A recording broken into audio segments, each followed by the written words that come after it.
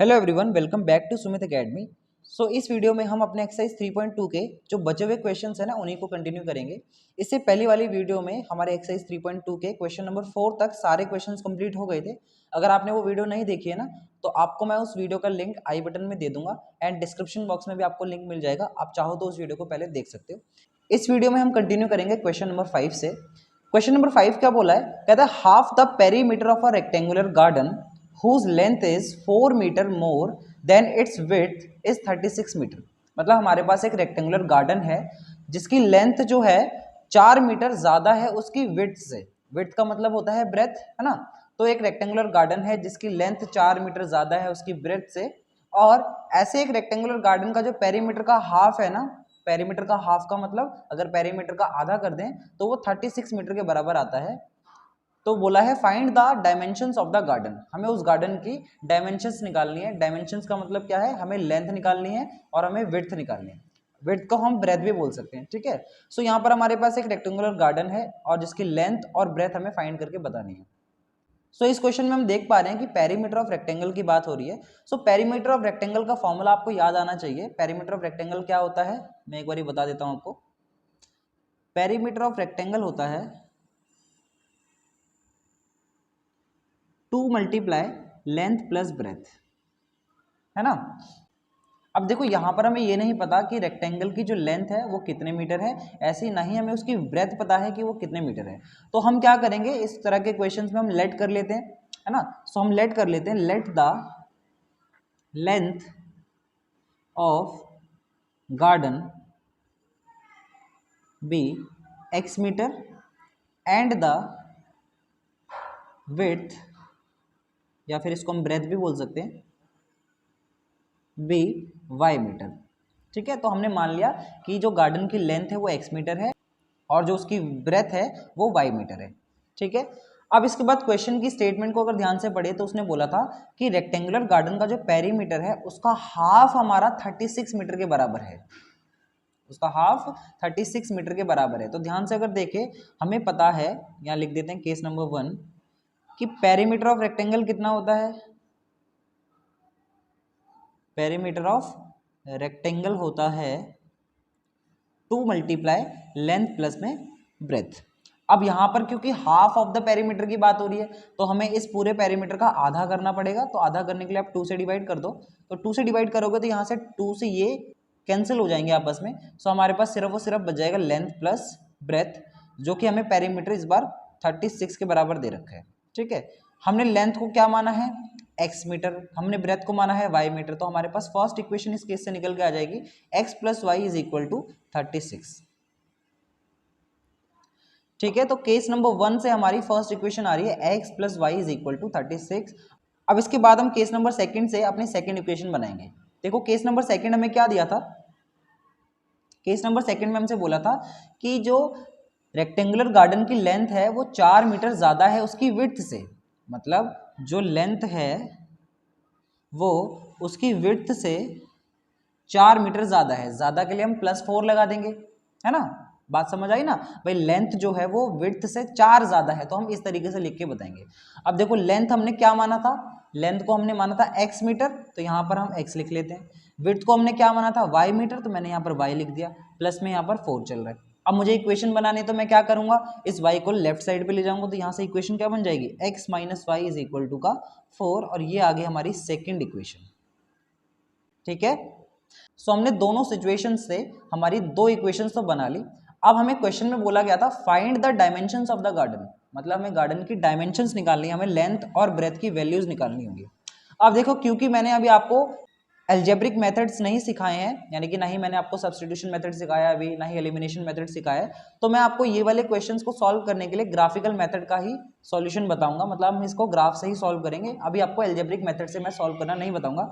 But जब exam में इस तरीके के क्वेश्चन आते हैं ना स्टेटमेंट वाले, तो हम उस केस में ग्राफ नहीं बनाते हैं बल्कि हम एल्जेब्रिक मेथड का ही इस्तेमाल करके अपने एक्स और वाई की वैल्यूज फाइंड कर लेते हैं। बट फॉर द मोमेंट अभी आपने नहीं सीखा है एलिमिनेशन मेथड और सब्स्टिट्यूशन मेथड, तो मैं आपको इसका ग्राफ बनाकर ही सॉल्व करवाऊंगा। ठीक है, अब मैं इसको बनाऊंगा ग्राफ। अब देखो दोनों इक्वेशंस का ग्राफ बनाने से पहले हमें इनके पॉइंट्स निकालने पड़ेंगे जिनको हम ग्राफ पेपर पे प्लॉट करते हैं, और तभी हमें इक्वेशंस की लाइन मिलती है। तो सबसे पहले हम दोनों इक्वेशंस के पॉइंट निकाल लेते हैं। देखो फर्स्ट इक्वेशन हमारे पास थी x + y = 36, तो हमें यहाँ पर x और y की दो वैल्यूज चाहिए होंगी। सो सपोज करो अगर मैं इस इक्वेशन में मेरे y की वैल्यू को 12 रख दूं तो मेरी x की वैल्यू बताओ कितनी आएगी। देखो रख के चेक कर लेते हैं। मैं कह रहा हूं मैं यहाँ पर y की वैल्यू को क्या रख रहा हूँ 12, तो मेरा x कितना आ जाएगा। देखो यहाँ से हम सॉल्व करके निकाल लेंगे। x = 36 माइनस का 12 यानी कि x = आ जाएगा 24। तो जब मैंने y की वैल्यू को 12 रखा ना तो मेरी x की वैल्यू 24 आ रही है। इसी तरीके से एक दूसरा पॉइंट निकालने के लिए सपोज करो अगर मैं यहाँ पर y की वैल्यू को 16 रख दूं तो मेरी x की वैल्यू बताओ कितनी आ जाएगी। तो देखो ये भी निकाल लेते हैं। मैं कह रहा हूँ यहाँ पर मैं y की वैल्यू को 16 रख देता हूँ तो मेरी x की वैल्यू देखो कितनी आ जाएगी। x आ जाएगा 36 माइनस का 16 यानी कि x = आ जाएगा आपका 20। ठीक है, सो यानी कि जब मैंने y की वैल्यू 16 रखी तो मेरा x कितना आ रहा है 20। तो हमारी फर्स्ट वाली इक्वेशन के 2 पॉइंट्स तो निकल गए। इसी तरीके से हम सेकेंड वाली इक्वेशन के भी 2 पॉइंट निकाल लेते हैं। देखो अगर मैं सेकेंड वाली इक्वेशन में y की वैल्यू को 0 रख दूं तो बताओ मेरी x की वैल्यू कितनी आ जाएगी। देखो ये होगा x - 0 = 4 यानी कि x = कितना आ जाएगा +4। इसी तरीके से अगर मैं यहाँ पर y की वैल्यू को 4 रख दूं तो मेरा x कितना आ जाएगा। देखो यहाँ पर रख के देखते हैं। ये आ जाएगा x - 4 = 4 ये क्या बनेगा x = 4 + 4 यानी x = आपका आंसर आ जाएगा 8। तो जब मैंने y की वैल्यू को 4 रखा तो मेरी x की वैल्यू 8 आ रही है। तो ये मेरी सेकंड इक्वेशन के भी 2 पॉइंट्स निकल गए। अब बस हमें इनका सॉल्यूशन फाइंड करना होगा। सॉल्यूशन फाइंड करने के लिए इसका ग्राफ बनाएंगे। तो मैं अब इसका बनाऊंगा ग्राफ। सो देखो अब हमें बनाना है अपनी इक्वेशंस का ग्राफ। तो देखो फर्स्ट वाली इक्वेशन के पॉइंट हमने निकाले थे x की वैल्यू 24 और y की वैल्यू 12। तो देखो x वाले एक्सिस पे तो हमें 24 चाहिए, ये रहा 24, और y की वैल्यू हमें चाहिए 12। तो हम जाएंगे ऊपर की साइड पे, तो हमारा जो फर्स्ट पॉइंट होगा ना वो करीब यहाँ पर आ जाएगा। ठीक है, सेकंड हमें चाहिए x की वैल्यू 20 और y की वैल्यू 16। तो देखो x की वैल्यू 20 चाहिए, x 20 ये रहा, और y की वैल्यू कितनी चाहिए 16। तो देखो y की वैल्यू 16 आपको कहाँ कहीं यहाँ पर मिल जाएगी। ठीक है, तो ये पॉइंट हमारा सेकंड यहाँ पर आ जाएगा। अब 2 पॉइंट मिल गए, 2 पॉइंट मिल जाते हैं तो उसके बाद हम इनको ज्वाइन करते हैं। ज्वाइन करने में हमारी फर्स्ट लाइन मिल जाएगी। तो देखो मैं इनको ज्वाइन कर रहा हूँ अब।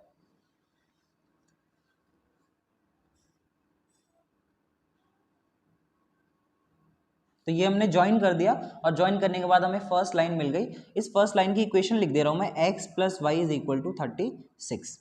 ठीक है, और एक बार ये जो पॉइंट आए थे ये पॉइंट भी जरा मैं लिख देता हूँ जल्दी से।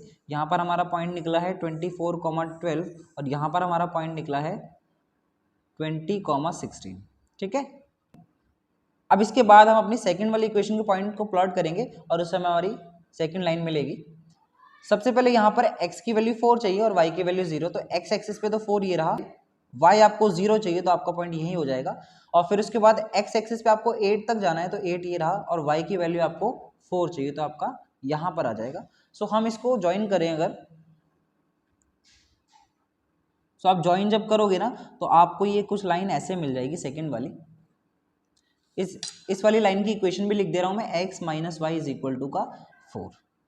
ठीक है, ग्राफ में किसी को कोई दिक्कत अभी तक तो बताओ, कमेंट करके बता दो मुझे कोई दिक्कत लग रही है किसी भी पॉइंट पर। तो अब देखो यहां तक कर लेने के बाद हमें दिख रहा है कि हमारी जो दोनों लाइंस है वो एक दूसरे को इंटरसेक्ट कर रही हैं, और इंटरसेक्टिंग इनका पॉइंट कोई बता सकता है क्या। देखो इनका इंटरसेक्टिंग पॉइंट है 20,16। देखो इस पॉइंट पे इंटरसेक्ट कर रही है ना। सो दैट मीन्स हमारा सॉल्यूशन क्या होगा इस केस में, बताया था जब दो लाइंस आपस में इंटरसेक्ट करती हैं तो जिस भी पॉइंट पर वो इंटरसेक्ट करती है ना वही हमारा सॉल्यूशन होता है। दैट मीन्स यहाँ पर हमारी x की वैल्यू 20 आ जाएगी क्योंकि पहली वाली वैल्यू x होती है ना, और फिर y की वैल्यू 16 आ जाएगी। दैट मीन्स हमारा जो सॉल्यूशन होगा वो कितना हो जाएगा, x = 20 और y = 16। अब ध्यान से देखो x हमने माना किसको था, x हमने माना था, मैं आपको दिखाता हूँ, x हमने माना था लेंथ ऑफ गार्डन को, है ना, गार्डन की लेंथ को x मीटर माना था, और y हमने माना था ब्रेथ ऑफ गार्डन को। ठीक है, तो दैट मीन्स कहने का मतलब ये है, हम ये कह सकते हैं hence length of the garden is 20 metres and breadth of the garden is 16 metres. ठीक है, तो ये आ गया आपका क्वेश्चन नंबर 5 का पूरा आंसर। अब करेंगे क्वेश्चन नंबर 6। अब देखो क्वेश्चन नंबर 6 में हमसे क्या बोल रहा है, कहता है given the linear equations 2x plus 3y minus 8 equal to 0, write another linear equation in two variables such that the geometrical representation of the pair so formed is number 1 intersecting lines, number 2 parallel lines and number 3 coincident lines। देखो बड़ा ही simple question है, इतनी सारी अंग्रेजी पढ़ के घबरा मत जाना। इसमें बोला है आपको एक लीनियर इक्वेशन दिया है 2x plus 3y minus 8 equal to 0, और वो हमसे ये कह रहा है हमें एक दूसरी लीनियर इक्वेशन लिख के बतानी है जो कि 2 वेरिएबल्स में होनी चाहिए, सच दैट, और वो लीनियर इक्वेशन इस तरीके से हो कि जब हम इन दोनों का ग्राफ बनाए ना, यानी इस वाली इक्वेशन का और जो हम नई वाली इक्वेशन लिखेंगे उस वाली का ग्राफ बनाए, तो वो एक दूसरे को इंटरसेक्ट करें, फिर पैरेलल लाइंस आए और फिर वो कोइंसिडेंट लाइंस आ जाएं। तो देखो इस तरीके के क्वेश्चन करने का फंडा मैंने आपको बताया हुआ है, क्वेश्चन नंबर 2nd, 3rd और 4th इस तरीके के क्वेश्चन हमने करे हुए हैं वहां पर। ठीक है, मैंने आपको रेशियो कंपैरिजन सिखाया था। रेशियो कंपैरिजन में हमें पता है कि जब हमारा रेशियो में a1/a2 is not equal to b1/b2 आता है, तो वो कौन से सिचुएशन की कंडीशन होती है बताओ? तब हमारी लाइंस बनती हैं इंटरसेक्टिंग लाइंस। याद आया आपको? है ना, पढ़ाया था नहीं आपको? फिर उसके बाद एक सिचुएशन हमारी ऐसी आ सकती है जब a1/a2 इज इक्वल टू हो जाए b1/b2 और वो भी बराबर हो जाए c1/c2 के, तो वो हमारी सिचुएशन होती है कोइंसिडेंट लाइंस की। राइट, बोलो सही है ना?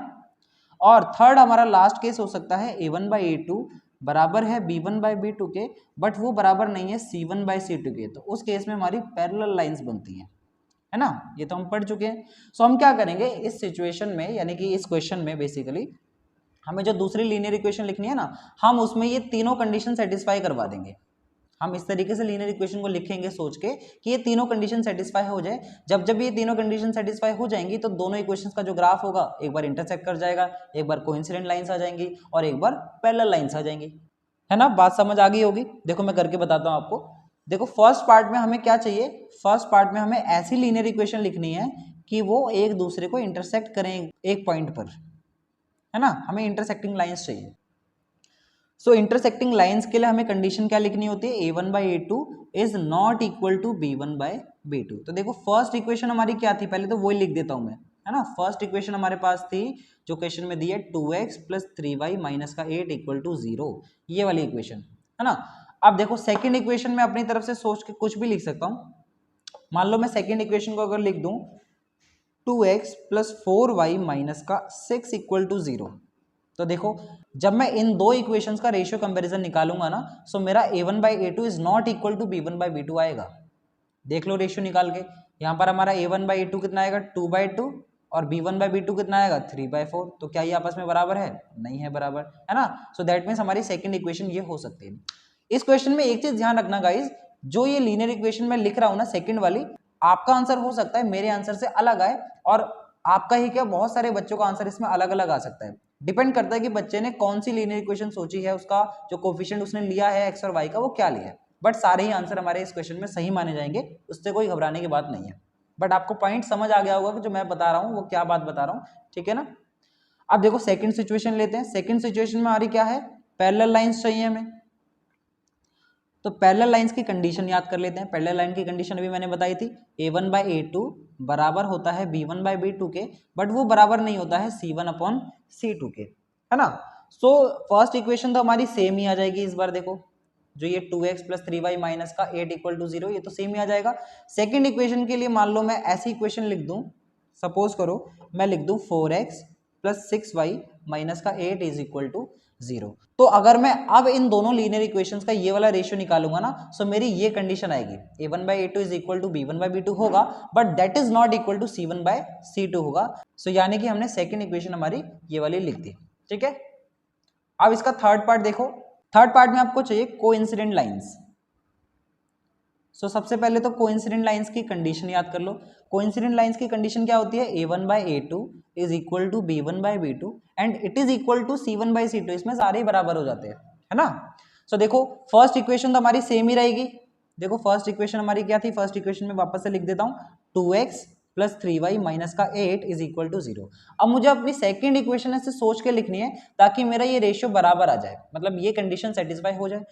तो मैं ऐसी लीनियर इक्वेशन ये लिख देता हूँ 6x प्लस का 9y माइनस का 24 इज इक्वल टू 0। क्योंकि जब मैं इन दोनों लीनियर इक्वेशन का ये वाला रेशियो निकालूंगा ना, सो ये मेरी थर्ड वाला केस जो है, यानी थर्ड जो कंडीशन है वो सेटिस्फाई हो जाएगी। सो दैट मीन्स हमारी सेकंड इक्वेशन थर्ड केस में ये वाली हो सकती है। तो दैट्स इट। इस तरीके का क्वेश्चन वैसे कम इंपॉर्टेंट होता है, बट हाँ एनसीईआरटी में दिया हुआ है तो हमने कर लिया। अब करेंगे इस एक्सरसाइज का लास्ट क्वेश्चन और फिर हमारी एक्सरसाइज हो जाएगी खत्म। Question number 7। अब देखो क्वेश्चन नंबर 7 है हमारे पास, draw the graphs of the equations x minus Y plus 1 equal to 0 and 3x plus 2y minus का 12 इक्वल टू 0। बस यहीं तक अगर रीड करें तो हमें बोल रहा है कि हमें दो लीनियर इक्वेशंस दी गई हैं, इनका हमें ग्राफ ड्रॉ करना है। तो कर लेंगे। अब तो ग्राफ के क्वेश्चन आपने कितने सारे कर लिए है ना, तो ग्राफ ड्रॉ करने में तो अब तक तो आपको कोई दिक्कत नहीं होगी। फिर लिखा है determine the coordinates of the vertices of the triangle formed by these lines and the x axis and shade the triangular reason.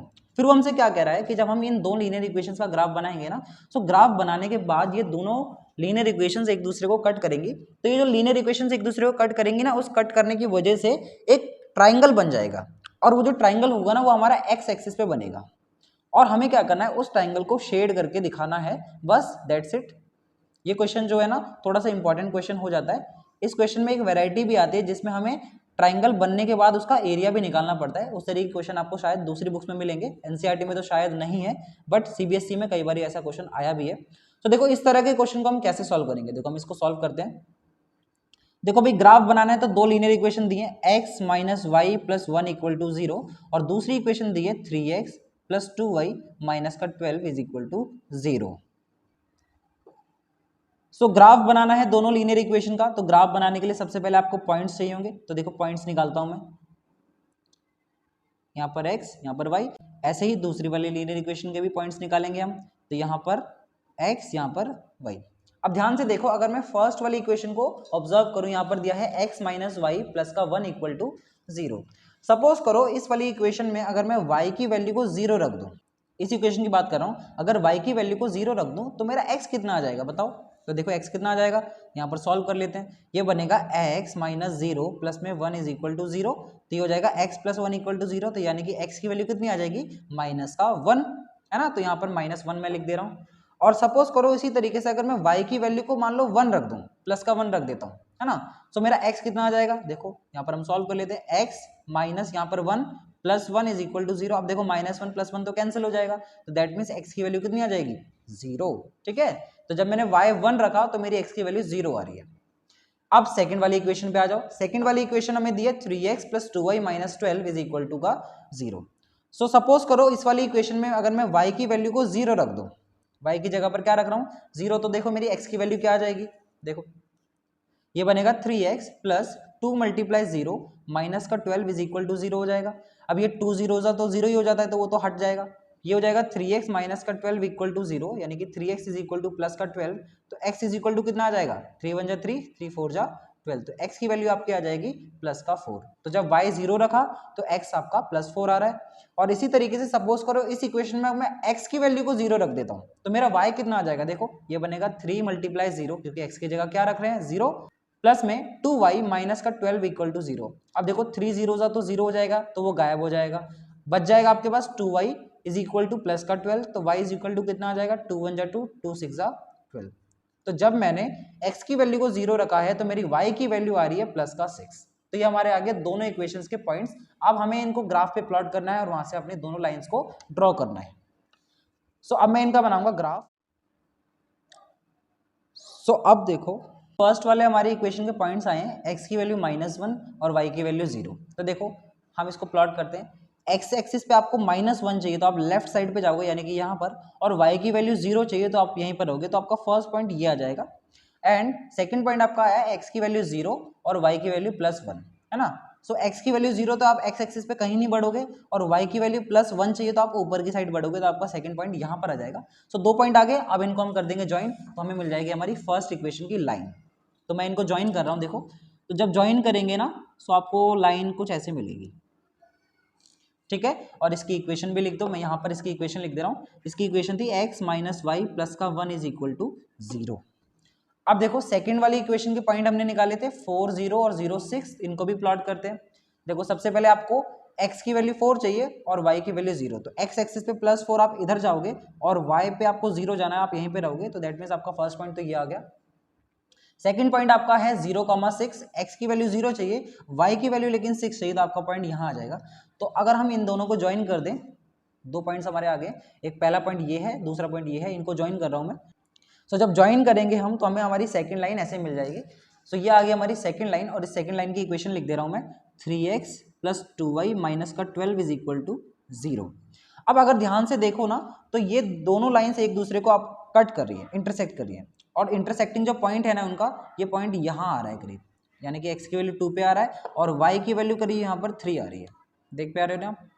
सो हम देख पा रहे हैं कि इंटरसेक्टिंग जो पॉइंट है इन दोनों लाइंस का वो है 2,3। दैट मीन्स हमारा जो सॉल्यूशन होगा, वैसे तो वो सॉल्यूशन क्या होगा, x की वैल्यू 2, y की वैल्यू 3, बट उसने हमसे सॉल्यूशन नहीं मांगा था, उसने हमसे बोला था कि जो ट्राइंगल बनेगा ना x एक्सिस पे। अब ध्यान से देखो, x एक्सिस पे ट्राइंगल बन रहा है, ध्यान से देखो, उसने बोला था ट्राइंगल बनेगा, तो क्या ट्राइंगल बना हमारा? बिल्कुल हमारा ट्राइंगल बना। देखो ये A पॉइंट है, मान लो ये B पॉइंट है और ये C पॉइंट है, तो हमारा ये ऐसे ट्राइंगल बन रहा है देखो, और ये ट्राइंगल हमारा x एक्सिस पे बन रहा है, देखो x डैश x लिखा है ना, ये हमारा x एक्सिस पे ट्राइंगल बन चुका है। तो इसको हमें शेड करना है, तो शेड कर देते हैं। देखो ड्राइंग तो करी होगी बचपन में ना, तो मैं शेड कर दे रहा हूँ यहाँ पर, देखो बस, तो हो गया ये क्वेश्चन खत्म, फिनिश। इस तरीके से अगर आप कर दोगे तो आपको पूरे मार्क्स मिल जाएंगे। सो ये हमारा A कोऑर्डिनेट है, ये B कोऑर्डिनेट है, ये C कोऑर्डिनेट है, ठीक है ना। अब लास्ट काम इसमें ये करना है कि आपके जो तीनों कोऑर्डिनेट आए ना A B C, इनके पॉइंट्स क्या आए हैं वो भी लिख दो। जैसे A का पॉइंट क्या है, A का पॉइंट है 2,3, B का पॉइंट क्या है, ध्यान से अगर देखें तो ये है -1,0, और C का पॉइंट क्या है, C का पॉइंट है 4,0। तो बस इस तरीके से हमने ट्राइंगल के तीनों कोऑर्डिनेट के वर्टिसेस भी लिख दिए, A की वैल्यू, B की वैल्यू और C की वैल्यू 4,0। सो दैट्स इट, हमारी एक्सरसाइज होगी खत्म। क्वेश्चन नंबर 7 भी हो गया हमारा कंप्लीट। नेक्स्ट वीडियो से हम करेंगे एक्सरसाइज 3.3 के कॉन्सेप्ट्स, और उस वीडियो का लिंक आपको आई बटन पे दिख रहा है।